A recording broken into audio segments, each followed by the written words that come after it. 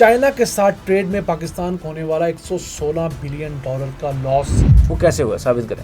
हमने जो चीजें उनसे खरीदी और उसके मुकाबले में जो चीजें उनको बेची, दरमियान में जो हमें लॉस हुआ है वो 116 अरब डॉलर। चाइना आपको कहता है कि आप चीजें ना बनाएं। हाँ, ये बात आपकी किसी हद तक ठीक है। हमारी जो चीज वहाँ जाएगी फ्री जाएगी, वहाँ से जो चीज आएगी वो फ्री आएगी। तो इसका फायदा क्यों नहीं उठा रहे? सर कैसे उठाए, हमारे पास बेचने को है क्या? तो सर इसमें चाइना का क्या कसूर है? अस्सलाम वालेकुम व्यूअर्स, मैं हूँ आपका होस्ट अब्दुल रहमान और आज डिस्कस करेंगे गुज़िश्ता 15 सालों के दौरान चाइना के साथ ट्रेड में पाकिस्तान को होने वाला 116 बिलियन डॉलर का लॉस।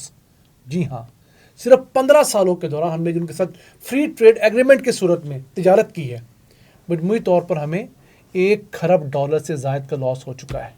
हमें आज प्रोग्राम में ज्वाइन किया है चाइना पाकिस्तान दोस्ती के एक बड़े एडवोकेट मसूद रज़ा आहिर साहब ने, जो हमेशा कहते नहीं दिखे चाइना ने हमें मोटरवेज दी, पावर प्लांट्स दी, अब तो GF-17 थंडर त्यारे भी दिए जो हम हर जगह बेचते फिर रहे हैं। तो आइए चलते हैं मसूद साहब की तरफ। जी मसूद साहब। सर सबसे पहले तो मुझे ये समझाएं कि ये जो आपने कहा है कि 116 बिलियन डॉलर का नुकसान हुआ है, वो कैसे हुआ, साबित करें। देखिए जी, हमने जो चीज़ें उनसे खरीदी और उसके मुकाबले में जो चीज़ें उनको बेची, दरमियान में जो हमें लॉस हुआ है वो 116 अरब डॉलर। सर इसको हमारा लॉस नहीं कहेंगे, आप इसको ट्रेड डेफिसिट कहें ना। तो और किसका मदद का लॉस है? नहीं, ट्रेड डेफिसिट एक और चीज़ है, अपना नुकसान होना एक और चीज़ है।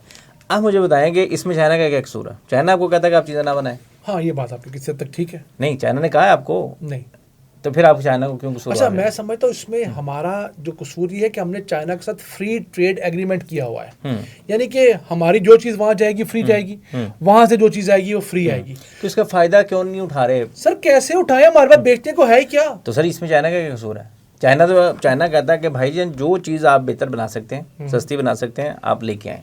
अब वो कहता है कि चाइना आपसे तब खरीदेगा ना जब आप चाइना से सस्ती देंगे। जी, यहाँ पे आपने कुछ चीज़ बनाने के काबिल रहे नहीं।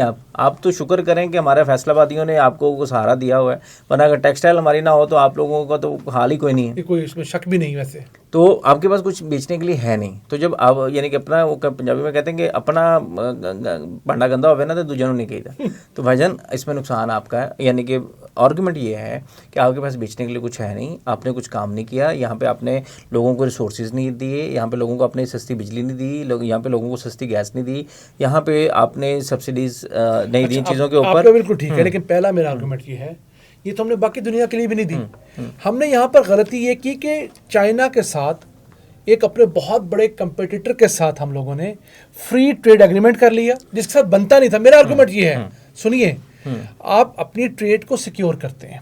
अब मैं आपको सिर्फ पिछले 5 सालों की फिगर देकर बताना चाहता हूं। देखिए, सिर्फ ट्रेड में ना है आप देखें ना कि जब आपको बाकी चीज़ें चाहिए होती हैं, जब आपको कर्जा चाहिए होता है, जब आपको डिफेंस के आलात चाहिए होते हैं, जब आपको स्ट्रेटेजिक चीज़ें चाहिए होती हैं, तब किसकी तरफ देखते हैं आप? पर सर मुझे लगता है कि चाइना में उसमें भी यूज़ करता है। पूछे कैसे? सर अच्छा, हम चाइना के खिलाफ नहीं है, लेकिन हम अपनी इस्लाह करना चाहते हैं। हम ये क्लियर करना चाहते हैं कि यहाँ पर मकसूद हमारी अपनी इस्लाह है। देखिए, हम चाइना के साथ ट्रेड कर रहे हैं, ठीक है जी। अब पिछले माली 30 साल के अंदर हमारी और चाइना की जो ट्रेड थी कोई 19 बिलियन डॉलर्स के करीब, ठीक है।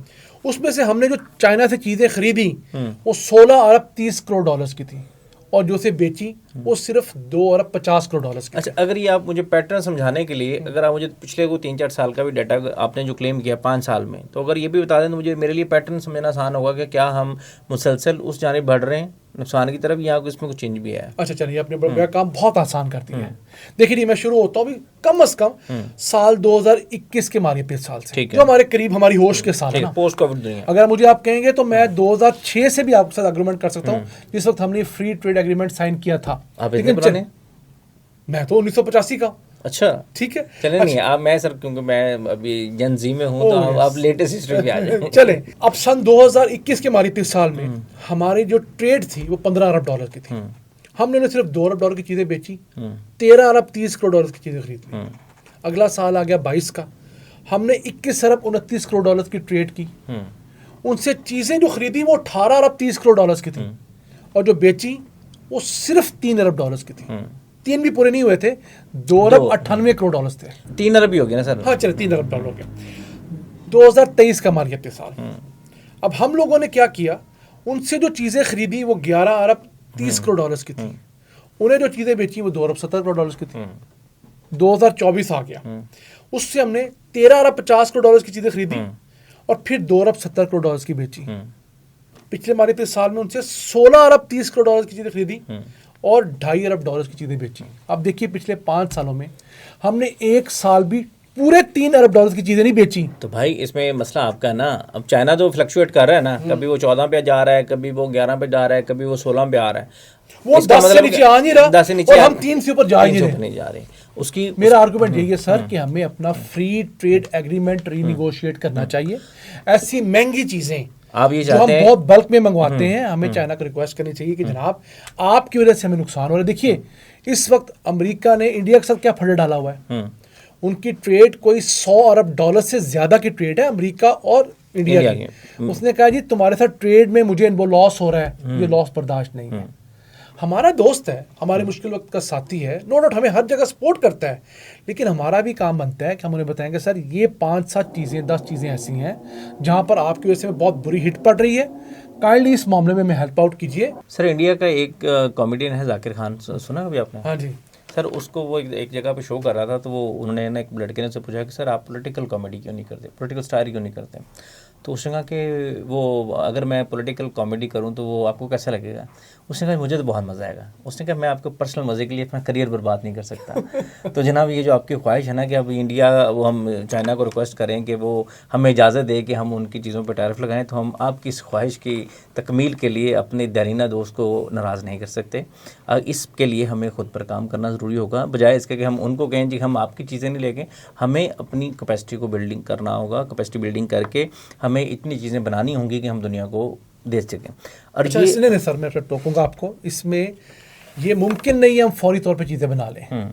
हमें पहले उनकी तरफ से जो चीज़ों का फ्लड आ रहा है उसे कुछ ना कुछ बंद करना होगा, मोहब्बत से, प्यार से, रिक्वेस्ट से कि आप जनाब इतनी बड़ी 18-19 ट्रिलियन डॉलर्स की इकॉनमी है, हम 400 बिलियन डॉलर्स की इकॉनमी है, हम आपके हाथी के सामने हम एक बकरी भी नहीं है। सर वो नहीं करेंगे ना, दुनिया का कौन सा मुल्क ये चाहेगा कि उसकी जो वो बना रहा है जो चीज़ें, और उसकी इतनी बड़ी मार्केट है जहाँ पे वो 15 बिलियन डॉलर की आपको चीज़ें दे रहा है, वो क्यों चाहेगा कि आप उसकी वो चीज़ें ना बिके? अच्छा सर उसका तरीका फिर घर यहाँ भी हो सकता है, उसके बदले में वो आपको कंपनसेट कहीं और कर देता है। सर वो कंपनसेट नहीं होता।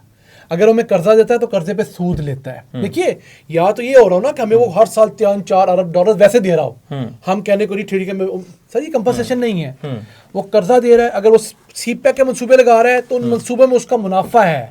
अगर उसने पावर प्लांट लगाए हैं तो उसमें चाइना को मुनाफा जा रहा है। अब तक जितने पैसे उसने हमें पावर प्लांट लगाने पे खर्च करके दिए हैं उतना तो मुनाफा हमसे ले चुका है। तो सर ज़बरदस्ती किया उसने, ज़बरदस्ती नहीं है आपको। और सर एक बड़ा हाथी जो होता है ना वो छोटे मेमने से बड़ा कुछ करवा लेता है।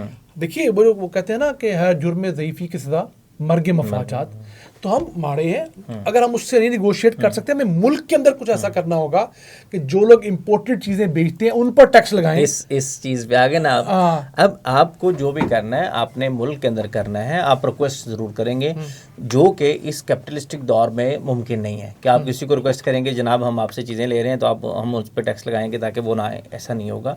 आपको जो भी करना है अपने मुल्क में करना है कि अगर आप यहाँ पे आप कर दें, आप ड्यूटी लगा दें कि आप जो चीज़ें चाइना से आएंगी उस जो चीज़ें उनको बेचेगा उसके ऊपर आप प्लेंटी रख दें। उसके बाद फिर आप यहाँ पे कैपेसिटी बिल्डिंग करें, आप लोगों को यहाँ पे चांसेस दें। यहाँ पे असल में उल्टी गंगा बहती है। अभी यहाँ पे पिछले दिनों यहाँ पे पाकिस्तान में कुछ लोगों ने कारखाने लगाए, एक दोस्त हमारे भी थे, उन्होंने कहा जी कि होना ये चाहिए कि रॉ मटेरियल के ऊपर पूरी दुनिया में थोड़ा सा रिलैक्स रखा जाता है ताकि लोग चीज़ें रॉ मटेरियल खरीदें और उसकी असेंबलिंग पाकिस्तान में करें।